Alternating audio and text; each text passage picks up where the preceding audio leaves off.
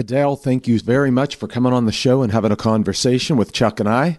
To start off, how is 21 so different than your last record, 19? Well, I knew from when I was still promoting my first album that I definitely still wanted to progress a bit with my second record. And I didn't know how much I wanted to. I knew that I wanted to go down a bit more of a bluesier, gospel kind of route, and be a bit more kind of playful and cheeky and kind of sarcastic. But I didn't want to stray too far, obviously, because my fans who enjoyed Chasing Pavements and Hometown Glory and songs like that so much of the first record, you know, I didn't want to lose them. I didn't want to alienate them or anything. So I struggled for a few months to work out what kind of sound I wanted to go for. But also, you know, the first record I come across really serious, you know, and I actually really like trying to be funny and having a laugh and acting, you know, like a young woman rather than like an old person, you know. So I knew those are the two key things that I wanted to change, and I wanted a few upbeat songs as well.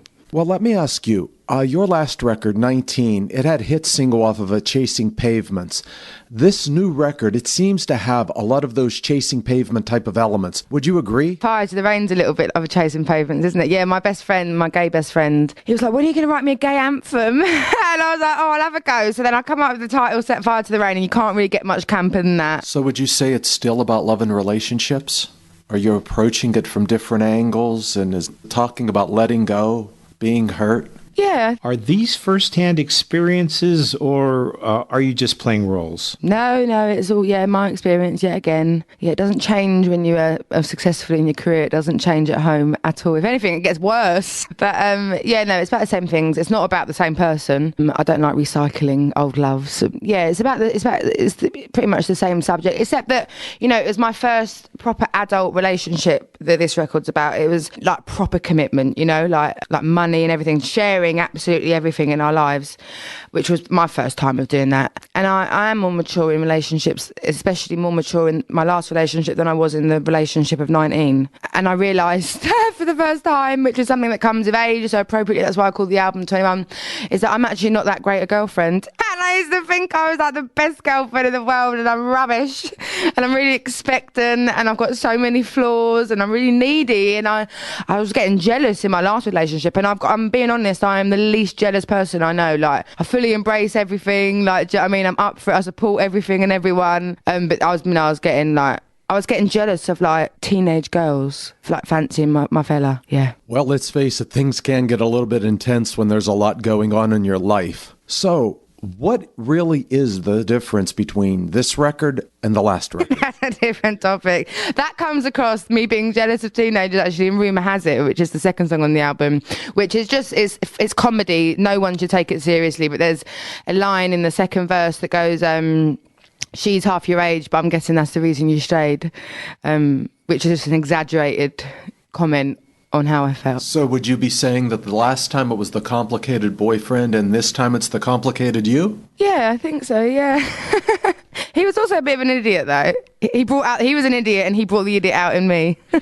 You know, now that you've been through a couple of nasty relationships, do you think that you're a lot smarter when it comes to relationships? Well, yeah, you know, I know myself better now, like I just said. Yeah, I'm not. Yeah, I know what you have to put in a relationship to get out of, you know. And also, like, you know, before this relationship, you know, when you're young I'm young anyway, but when I was younger, relationships are quite flimsy, even though they mean a lot. It's still quite playgroundy. Do you know what I mean? You can decide and, you know, go to sleep and then wake up in the morning, oh, I don't want to be with you anymore, and it's not a big deal. Do you know what I mean? Whereas this time, I think the main motto I've learned in Wiser is you get what you put in. Does money buy you love? No, not at all. Well, even though it was a really difficult time in your life, it made a heck of a contribution to this record because it's amazing. I wanted to ask you, the first time you made an appearance on Saturday Night Live in America, how significant was it to the change of your career? Yeah, no, that was truly, truly amazing, actually. Just to be part of it anyway, before it turned into what it did that night, was because, you know, it's kind of an American institution, and Josh Brolin was on it, which was amazing because I'm the biggest Goonies fan. And then I heard that Tina Fey might be on it. So when I was talking to Josh Brolin on the Friday, and we were like, oh, it'd be amazing if Tina Fey comes on, because obviously it was so amazing, her impersonation. And then I turned up on Saturday and I saw Sarah Palin, but I thought it was Tina Fey. So I was going, Tina, yeah, behind Sarah Palin. She didn't even notice. But the show was amazing, and I did meet her, but she wanted to come to my dressing room, but like everyone, all my glam squad are gay, and they were like, if she comes in this room, I'm not doing your face for you, because they all hated her. And then everyone else came on it. Alec Baldwin, Marky Mark, everyone came on it. It was truly amazing. And then I just literally watched the album go up on iTunes and stuff. It was amazing. You've been doing some guest starring roles on television lately. Is that something that you're interested in pursuing? I don't know. I'd love to. Well, you know what? I mean, I did Ugly Betty, which was quite funny. America, actually, I met America, not America the place, America the actress, Ugly Betty. I met her at SNL as well. She came down with her partner to come and see me. And she was like, I'm going to get you on the show, And I didn't believe her. I was like, oh, all right, well, nice to meet you. Thanks anyway, And then her producers came down to the show and they said the same thing, but I was still a bit like, yeah, you won't, but thank you, And then I was on it. And then we've had quite a few offers actually since then for me to be in kind of like comedy and sketch shows and series, but I can't act to save my life. I couldn't even watch Ugly Betty. I was just on the floor cringing. I was so embarrassed. I mean, I was just the girl that you was telling me about. It's like, even though I'm English, I started putting on an English accent. Do you know what I mean? Like, an American person tries to impersonate Russell Brand or something. I started talking like that, even though I'm already English. Yeah, I wouldn't do it again. I mean, I'd do Ugly Betty again, but obviously it's not on air anymore, but I wouldn't do any other ones. And I'd love, if I ever got to performed on SNL again, I'd love to do a little sketch show. Being one of the sketches for that. That'd be a lot of fun. Your first single off of 21, Rolling in the Deep, that seems that you were basically singing the blues. Is that what you were looking for? Yeah, Rolling in the Deep was perfect, actually. I had the first verse. I've had it for about 2 years. Pretty much I wrote the first verse in the back of a cab on the way back from a TV show in Amsterdam, in the back of a car. But yeah, no, it's exactly what I wanted, but I couldn't finish it because I wrote it a cappella, and then I couldn't get to a chorus because the melody in the verse is sort of more memorable than even what the chorus is now. But so I didn't know how to get there, so I just put it on hold and kind of forgot about it. And then I went in the studio with Paul Epworth, who I met when I did BVs on my best friend Jack Pignate's record, on his second record, and he was so much fun, Paul, and he's so exciting. Like, he's got so many ideas that sometimes it's impossible to keep up, but it's so inspiring. Like, do you know what I mean? And compared to like usually your first session with someone's a bit like quiet and a bit awkward because you're both a bit embarrassed to like kind of throw ideas around and stuff like that. I was just straight away into Rolling in the Deep, and it was finished in one session.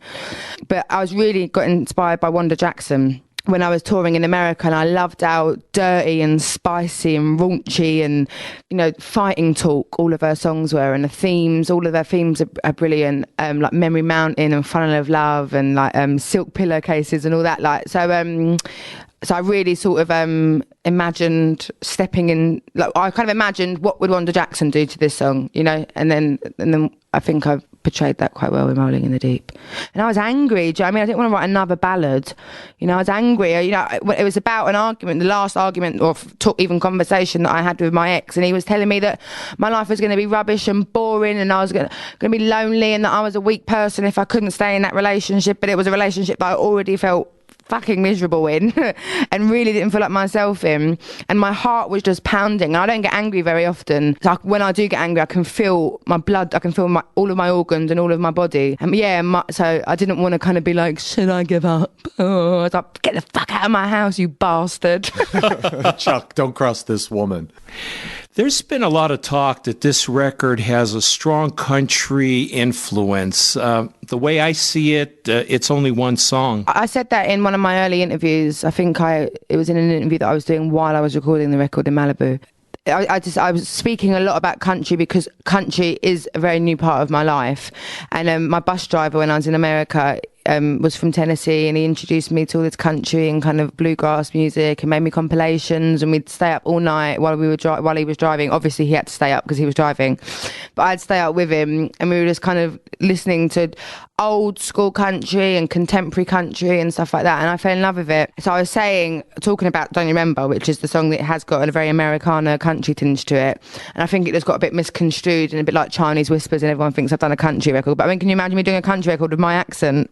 But I'm very inspired by the melodies and lyrics in country, and that I've definitely incorporated into this record. I find them so romantic and to the point, so that I've incorporated into it, but not the banjos and stuff, not the stereotypical cowboy hats and all of that. But you already had a taste in Nashville when you worked with Jack White and the Racketeers, didn't you? We did work together. We worked together on a song called Many Shades of Black with him and the Raconteurs. Yeah, it was brilliant. It was really cool. And then when I was on tour and I stopped by Nashville, we were going to go in the studio the next day, but I had to do the long journey to Detroit overnight, so we couldn't do it.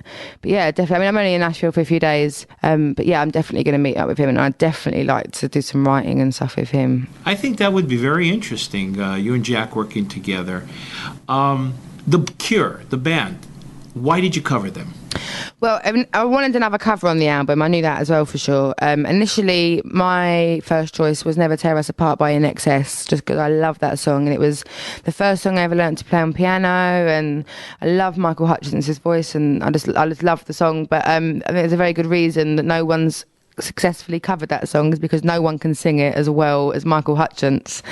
So there is a version by me, probably will see the light of day at some point, I imagine, but probably in about 20 years. So there is a version already? There is a version, but it's not on the record. And then, so I said to Rick, I don't want to use this one. I can't bond with it. Like with me when I'm singing, I'm really bonded to their song. Anyway, so then we were going through a few other options, and then he was just telling me a story about when he was going to be producing a Barbra Streisand record, but that fell through. But she wanted to do a bossa nova record of covers, and him and Smokey Hormel, who's a guitarist who plays for Beck and plays on a lot of the records that Rick produces and played on my record, played it to me, and I loved it. And The Cure was my first show I ever saw. I was about 3 or 4, and I went to go and see them in Finsbury Park in London with my mum, and my mum was the biggest Cure fan. When he played it to me, it was kind of quite down the line of the recording process, and I was getting really homesick and kind of quite drained from singing all these songs that are on my new songs on my new record. The song just made me burst into tears, really, and just kind of rescued me a little bit. So it's one take, all of us, me and all the music's just one take. And my voice had gone, which I was paranoid about, but I think it really suits it and stuff like that. And yeah, I really enjoy it. I really love it. How was it working with Rick Rubin? That guy is truly an icon. Rick was amazing. It was so overwhelming. It was overwhelming when I met him anyway, before we even started to do a record together. I met him at SNL as well. So SNL really was the most poignant moment in my life, really, in my musical life. And he came down there, and then I saw him again at the Music Cares dinner, which is a couple of nights for the Grammys, and I sang a Neil Diamond song, and obviously he'd just done the Neil Diamond record. Adele, I really got to say, your life, it truly is full of adventures and stories. We were also wondering, how was your experience recording the record out in Malibu? Well, I've got to tell you, I didn't like Malibu very much. I loved being in the studio, but I wanted to, I was going to stay in Santa Monica. Rick suggested that I rent a house near the studio. It was a lovely house and beautiful studio. Everyone lives behind a gate. You don't see anyone. Nothing's within walking distance. So I was in a car the whole time. I'm allergic to the sun, pretty much. Beach Boys don't fancy me and I don't fancy them. So I was pretty bored when I weren't in the studio. Adele, it sounds like England really is home for you. So you have 19, 21. What's next? Who's Adele? Where's she going? 45. I'm joking. I don't know. I don't know how long it will take me. I mean, if I meet someone, and hopefully I'll be happy for a while. You won't be hearing from me from a long time. We want to see you in a great relationship, but we don't want you to disappear for too long. Adele, thank you very, very much for being on our show, and we truly enjoyed having a conversation with you. Thank you very much.